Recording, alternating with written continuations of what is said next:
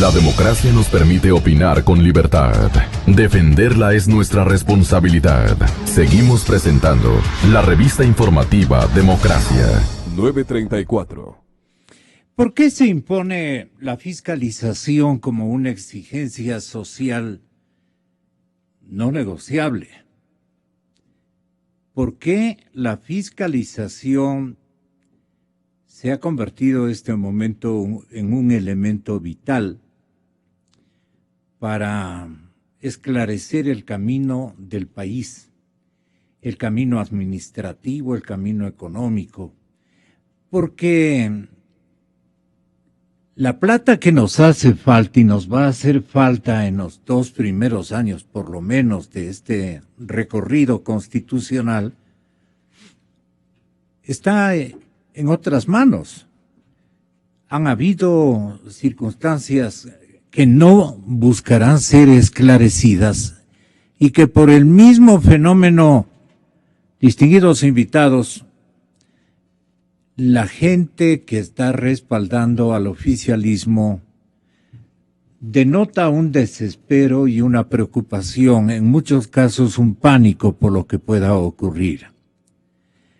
Esto nos obliga a preguntarles, ¿cuáles son los ámbitos de corrupción más fáciles de poder determinar y necesarísimos de determinar? Jorge Pareja Cucalón, bienvenido. Hugo Villaquérez, bienvenido. Señor exministro economista César Robalino, bienvenidos. Tengan la gentileza ustedes de darnos a conocer lo que piensan de este elemento que debe ser el punto vital de una segunda vuelta para que la gente, el votante, los electores se den perfecta cuenta de la enorme obligación que tienen que manejar al depositar su voto el 2 de abril. Así es. Tengan la gentileza de referirse a esto. Estamos con el público, con la gente, señoras y señores, y el economista Jorge Pareja nos dirá en qué ámbito están más complicados de emitir un informe que aparentemente disimule las malas prácticas administrativas y contractuales. ¿En qué ámbito se han robado más el dinero del pueblo ecuatoriano o han beneficiado contrataciones que no han sido convenientes para el interés nacional? Es lo que les estamos preguntando. Nuevamente, economista Pareja, bienvenido. Buenos días, Gonzalo. Buenos días, compañeros de la mesa. Mire, yo creo que el sector más fácil de fiscalizar, y hay que fiscalizar, así como hay que abrir la ventana cuando un cuarto huele mal, hay que fiscalizar, es el sector petrolero, energético en general. Tenemos, por ejemplo, que este gobierno despidió por la ventana la buena y sana costumbre de la licitación en ventas petroleras. Se ha estado vendiendo el petróleo sin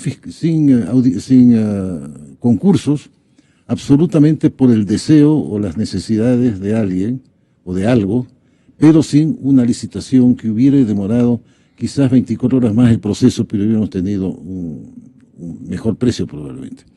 Ahora, esta es una fiscalización muy fácil, porque si pedimos los archivos de cada embarque, cada conocimiento de embarque, cada vez que salió crudo, y tenemos los documentos de la venta, es muy fácil con las publicaciones que existen en el mundo comparar el precio que recibimos versus el precio que realmente está en el mercado.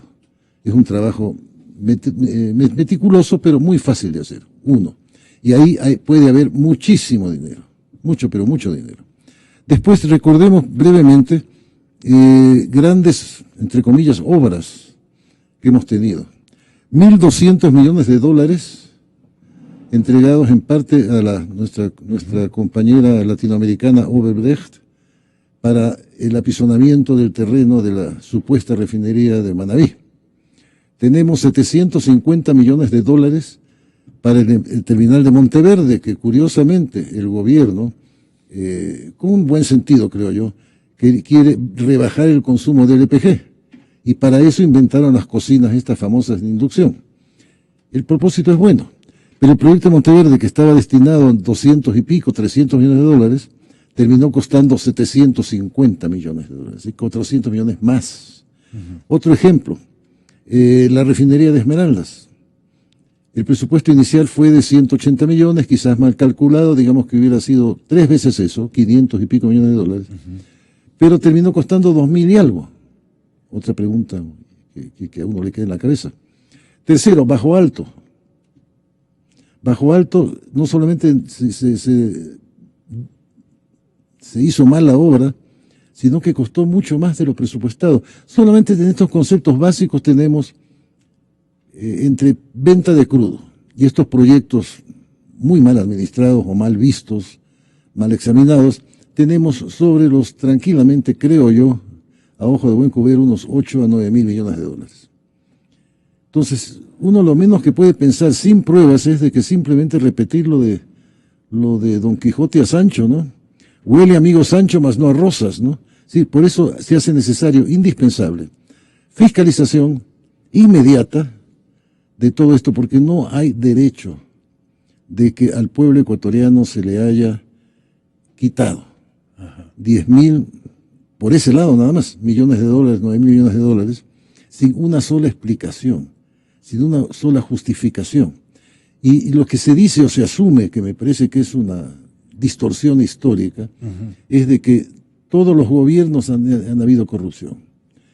Puede ser que sí, el ser humano nació con corrupción, desde Adán y Eva a Judas y las 30 monedas, pero nunca, de lo que yo recuerdo, tengo ya 78 años de edad, he visto en el país una corrupción tan rampante, tan espantosa como la de hoy día. Estamos hablando de gobiernos anteriores, no recuerdo cuál, que se vendían 5 automóviles Oldsmobile, que alguien compró más chocolates de los que debía comprar, en fin, pero cositas de bolsillo.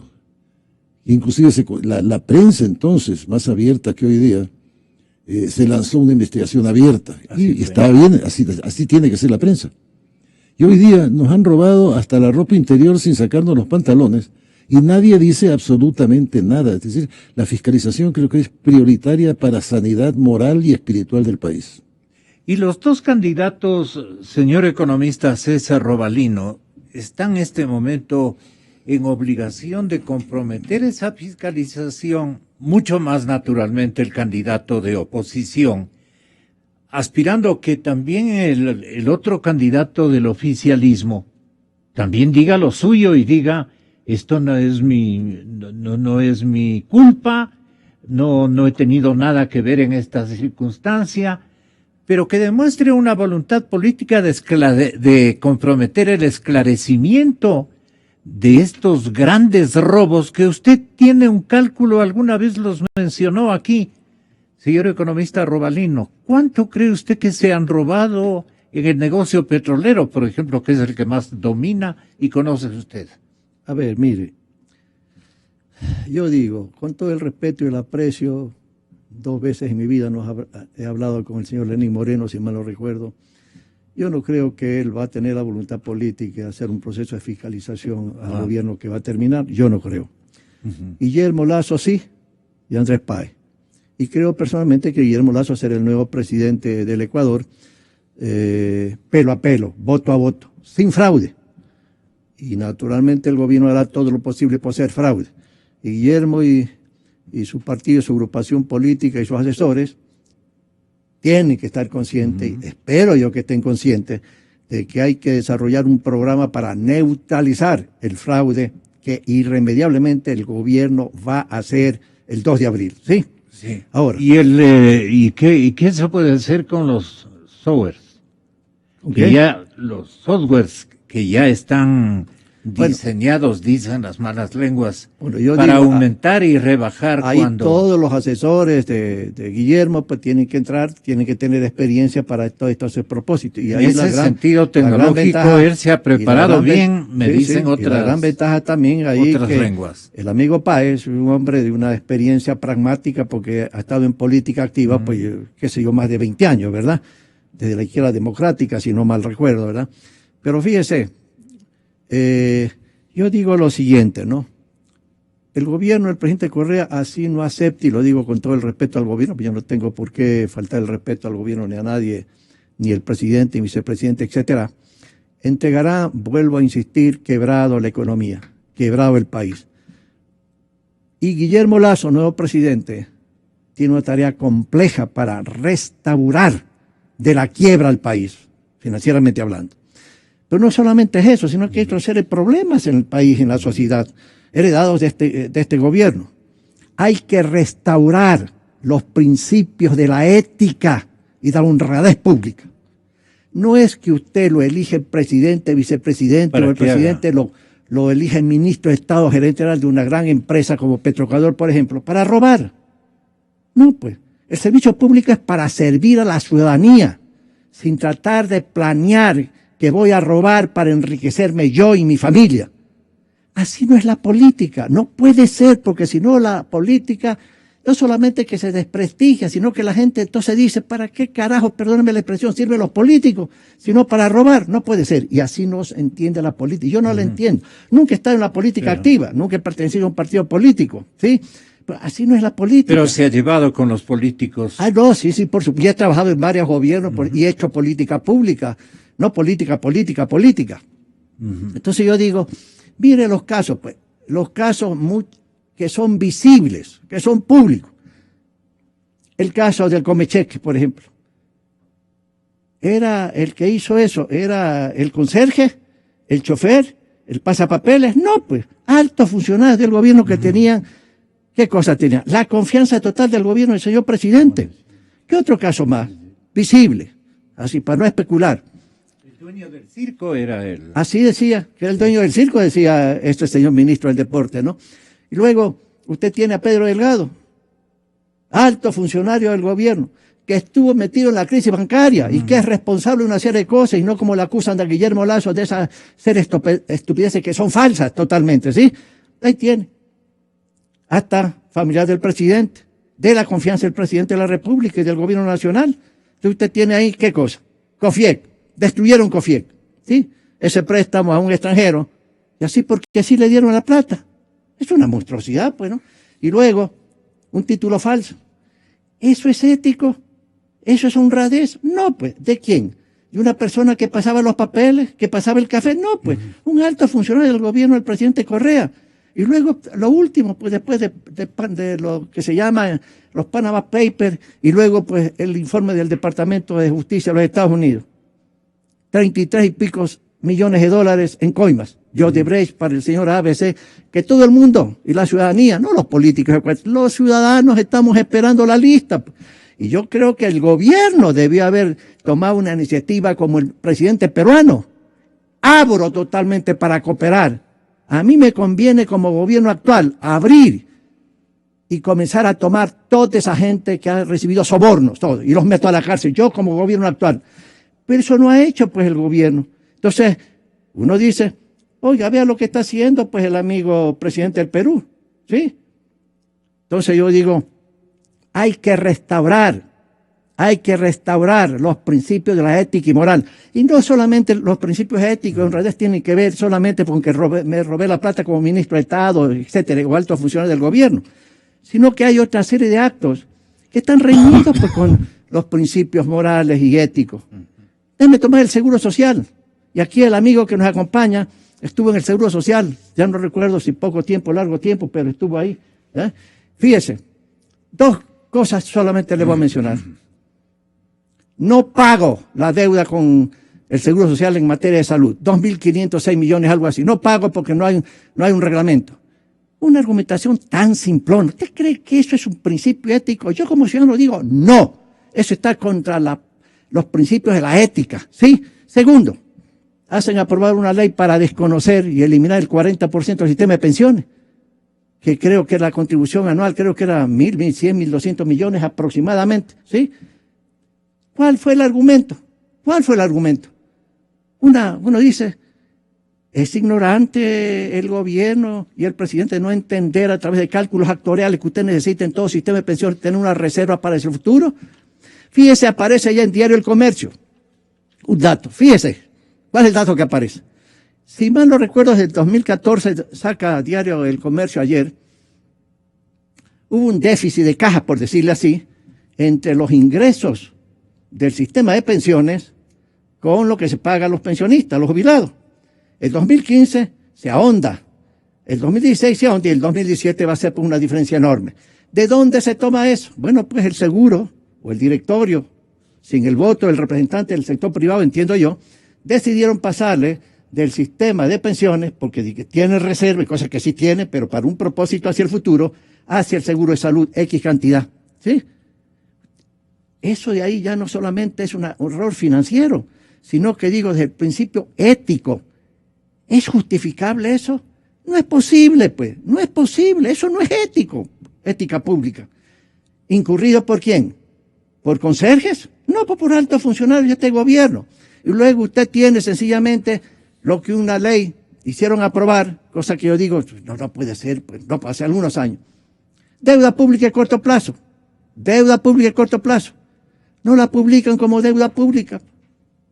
Y crean el concepto de la deuda pública consolidada, la deuda pública agregada, etcétera. Eso para mí no solamente son errores técnicos como economista, sino sencillamente entra al principio de lo que es ética, desde el poder. No es ético. No es cuestión en este momento de robarse el dinero, pero no es ético. Lo que pasa es que también hemos vivido y nos hemos enseñado en un clima de hiperpresidencialismo. Sí, no digo que no. Porque sí. el señor presidente ordena algo y todo el mundo tiene que no digo cumplir. que eso habrá que terminarlo, pero fíjese, la otra cosa que mencionaba aquí el amigo.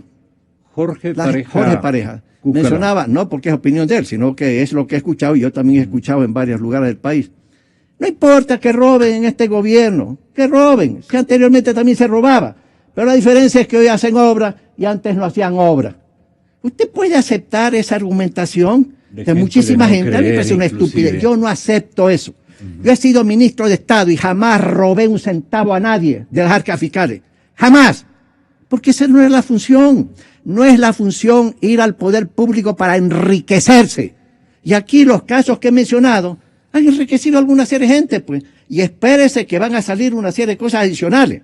Entonces, yo digo, la fiscalización después de la posesión de Guillermo Lasso. Se impone la fiscalización. ¿Ah? Después de la posesión como presidente de Guillermo Lasso. Sí. Porque si se posesiona el otro candidato, bueno, ¿usted no cree que no va? Con todo el respeto y aprecio al señor Lenín Moreno, que yo no lo conozco, sino 2 veces lo he visto en mi vida, no va a haber. Con Guillermo sí va a haber. Y hay que hacerla, no para tener venganza de la gente que se va, no, sino que el país reclama a plenitud de que hay que fiscalizar para saber qué diablos ha pasado con el dinero público. Ningún gobierno, y lo vuelvo a repetir, jamás ningún gobierno ha tenido tanta plata como este gobierno, ¿no? ¿Cuánto es el gasto en 10 años? Algo así como 300.000 millones de dólares, ¿sí? De los cuales sencillamente el 70% es el gobierno, el 30% para municipios, etcétera, etcétera. 7 por 300, 200, póngale 200.000. De eso el 30% es inversión pública, 60.000 millones de dólares. Y cuando, como decía aquí el amigo, ¿no? Se abandonó las licitaciones. Yo soy amigo de las licitaciones y de los concursos. ¿Por qué? Porque sencillamente cuando se hace a dedo, Así es. ese es el nacimiento de un proceso de corrupción. Es que sencillamente el país necesitaba esta obra pública, esta central hidroeléctrica, esto de aquí, la carretera, que el puente hace 100 años. Los gobiernos anteriores fueron ineficientes, incompetentes, etcétera, etcétera, etcétera, así que tengo que hacerlo ya. Y bajo esa argumentación sonsa, abandono las licitaciones. Pero eso, se supone que el gobierno, el propio presidente, sí se daba cuenta que eso da nacimiento al proceso de corrupción. Porque empresarios nacionales e internacionales aprovechan eso, pues. Y la gente que no respeta la plata de los contribuyentes, que trabajan en un gobierno, aprovechan también para ese propósito. Entonces la fiscalización tiene que haber. Usted me pregunta que el compromiso moral, es el compromiso moral es de Guillermo Lasso, no del otro. Eso nos acaba de decir. Sí. Y yo estoy seguro que Guillermo Lasso hará eso. Y le encargará, estoy seguro, a Andrés Páez esa tarea, porque tiene más experiencia en esa tarea. Y eso estará bien. Los ecuatorianos reclamamos eso. Fiscalización. No se puede permitir que una serie de gente se lleve la plata de nuestros bolsillos, pues. Perdónenme. Y vuelvo a repetir, no acepto de porque se haga un puente hay que robar y se justifica el robo. No. En el tema de la corrupción. Con Guillermo Lasso sí va a haber fiscalización, pero sin ánimo de venganza ni de revancha, sino porque el país lo exige. Las cuentas públicas lo exigen. Economista Hugo Villacrés, ¿usted no cree que el hiperpresidencialismo, el modelo que fundó el señor presidente de la República o refundó, si han habido otros gobiernos como, recuerdo yo, el Partido Social Cristiano también ubicó a un ser que en paz descanse, que era igualmente un duro para manejar el Estado? La última y la primera palabra la tenía él y no había quien le discuta. Y él formaba las comisiones y él institucionalizaba cualquier cosa. Ahora, usted antes y después y durante... ¿Puede interrumpirme un ratito? Te interrumpo un minuto. Fíjese, si yo fuera el presidente del Ecuador o el vicepresidente, haría la siguiente declaración. Si gana el señor Lasso o si no gana el señor Lasso, ¿sí? Yo me quedo en el Ecuador un año entero para enfrentar cualquier demanda que se me hiciera hacer. Yo, presidente y vicepresidente, me quedo, no me voy fuera del país. ¿Sí? Eso yo haría. Si fuera este momento el presidente Correa o el vicepresidente Glass. Eso haría yo. Eso sería un comportamiento extraordinario que la ciudadanía aplaudiría al señor Correa, al señor Glass. Quédense en el Ecuador. Quédense. Es un reto, es un desafío. Voluntariamente. Sí. No obligadamente. El hiperpresidencialismo, en ese clima, ¿usted qué notó cuando director del Instituto Ecuatoriano de Seguridad Social, que estaban prácticamente tomándose abusivamente los dineros de los afiliados o del fondo y gastándose en gasto corriente, en otro tipo Y además, ¿qué advirtió usted de los directores que le antecedieron? ¿Habían hecho negociados? Porque a usted hasta este momento, y yo le felicito públicamente, no le han mentado para nada, pero ha tenido que seguramente obedecer consignas de Palacio. Gracias, Gonzalo. Buenos días. Un saludo para Jorge, para César. A ver, primero, yo creo que la corrupción no es ni de izquierda ni de derecha. La corrupción no depende del sector donde se está interviniendo, sino que es un cáncer y debe ser extirpado definitivamente de la sociedad. Después, que este cáncer se pueda generar cuando hay más o menos presidencialismo, si hay un exceso, un hiperpresidencialismo como se manifiesta, ese es un punto que yo creo interesante discutirlo, porque cuando se concentran muchos poderes suele dejarse algún espacio para que se generen estos temas de corrupción. Quiero agradecer también su felicitación, gracias a una formación. Yo vengo de una formación jesuita desde el colegio, la universidad, y para mí un tema fundamental es la honorabilidad y el apellido, y con eso no se juega. Entonces, como bien decía hace un momento César, cuando uno llega al sector público tiene que servir y no servirse del sector público e intentar hacer bien las cosas y seguir ahí mientras uno piensa que es útil y que sus ideas pueden ser escuchadas. Cuando usted ya no es útil o sus ideas no son escuchadas y más bien se quiere proceder de otra manera, creo que hay que dar un paso al costado y eso hay que saber hacerlo. ¿Por qué? ¿Usted lo hizo? Por supuesto.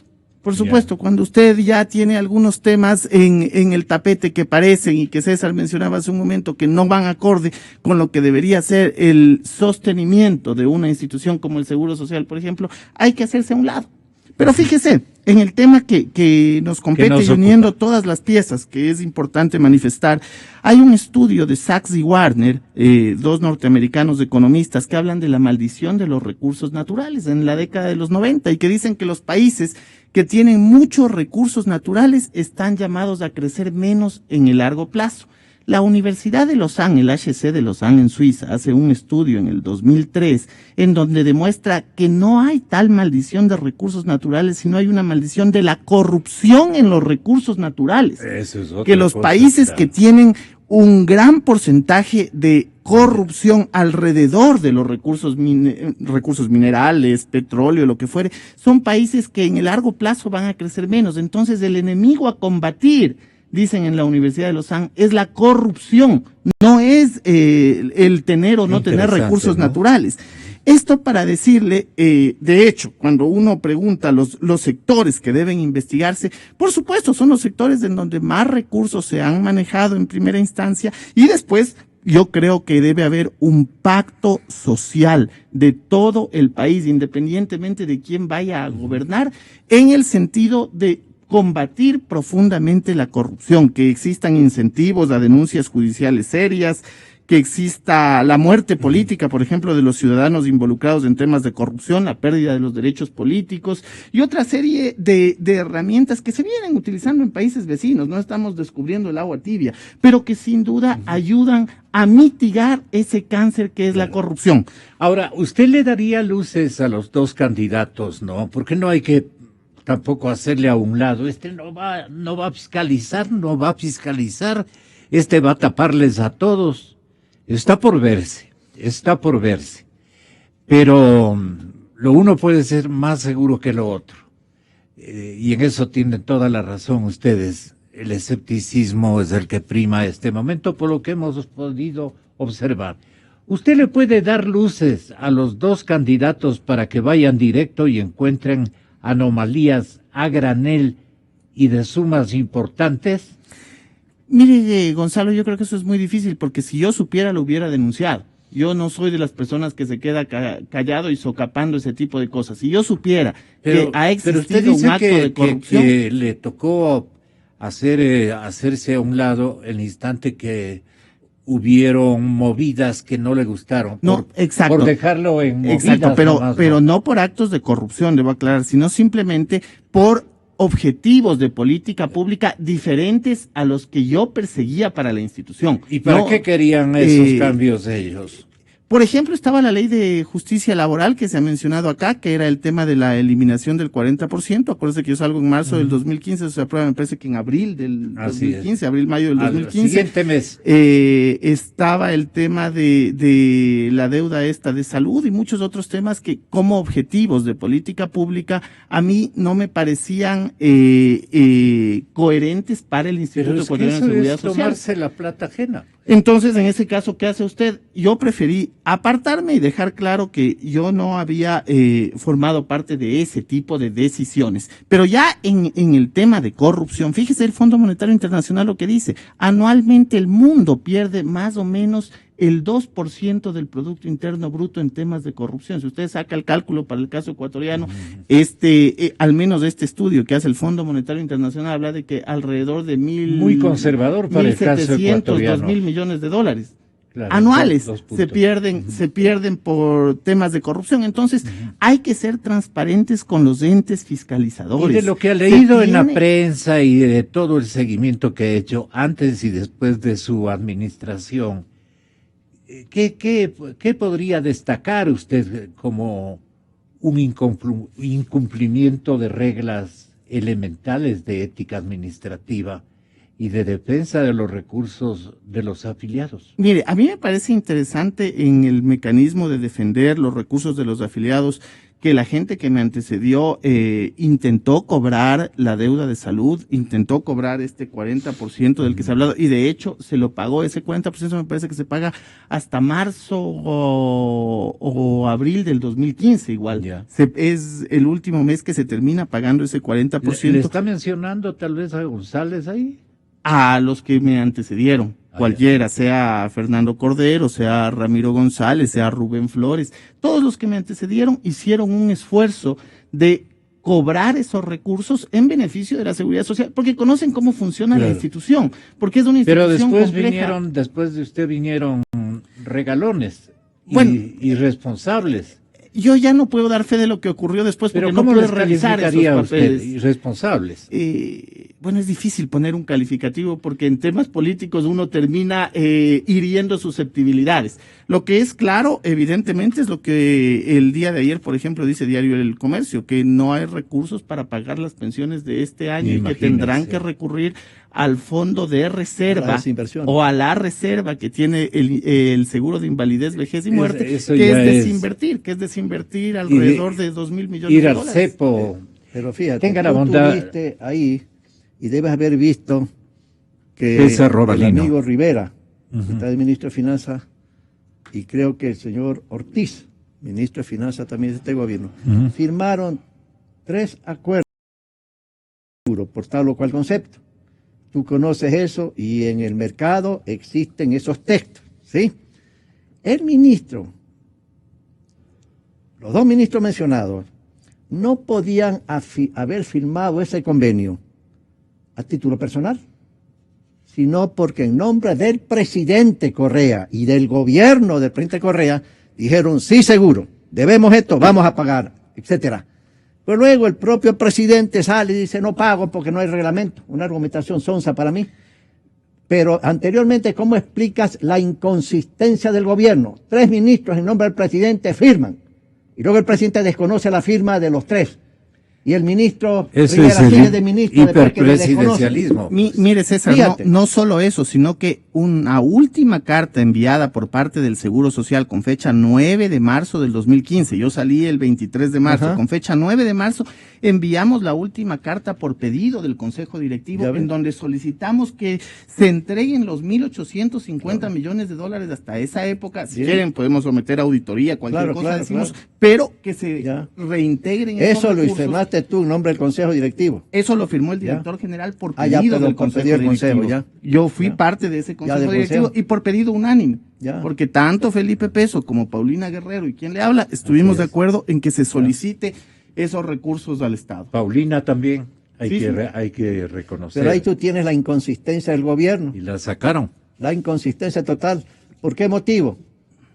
Bueno, uno puede pensar en cosas simples, como decir, bueno, estoy complicado con mi flujo de caja como gobierno, entonces tengo que comenzar a ahorrar plata aquí y allá en una forma censurable, pues no. No pago. 40%, no pago tampoco, ¿sí? Ustedes tienen reservas suficientes. Gástese la reserva y quiebren mañana, ¿sí? Eso no es un acto responsable de la autoridad pública, no lo es, no lo es, no lo es. Entonces mañana, Guillermo Lasso, ¿qué tiene que hacer? ¿Merece Dos sanción cosas el en línea presidente de paralela, la espérense. República? Dos. ¿Merece sanción el presidente de la República? Esos Por lo son, menos actos, son actos irresponsables, Gonzalo, actos irresponsables. Y ya no solamente el gobierno, pues uno le puede acusar al ministro de Estado, pero lo que pasa es que el propio presidente desconoció esa deuda porque se le ocurrió, ¿sí? Por 10.000 razones, aparte de las que yo he dicho. Y segundo, pues, mandar un proyecto de ley X, Y o Z en un artículo, dice, no pago el 40% al sistema de pensiones porque el seguro tiene suficiente plata. Y cuando les falte la plata, les voy a dar. Les voy a dar. Si está quebrado, pues la caja fiscal, ¿de dónde va a sacar plata? ¿Sí? Entonces, le digo, en seguridad social se mueven 2 líneas en mi juicio personal. Primero, la fondo, que hay que reformar el sistema, ¿sí? Pero en la coyuntura, ¿qué es lo que yo haría? Y lamentablemente, pues este es un costo que hay que pagar por esta política irresponsable del gobierno del presidente Correa. Primero, subo las contribuciones a los empresarios y a los trabajadores. Y lo subo y digo, yo gobierno voy a pagar todo esto que el gobierno anterior no pagaba, ¿sí? Y luego le digo a la gente, no te puedes jubilar a 65 años, te jubilas a 70 o 80 años, ¿sí? En la coyuntura para patear el problema financiero hacia el futuro, mientras me preparo a hacer una reforma integral del sistema de seguridad social, ¿sí? En resumen, ese final le corresponde a usted, economista Jorge Pareja. Gracias, Gonzalo.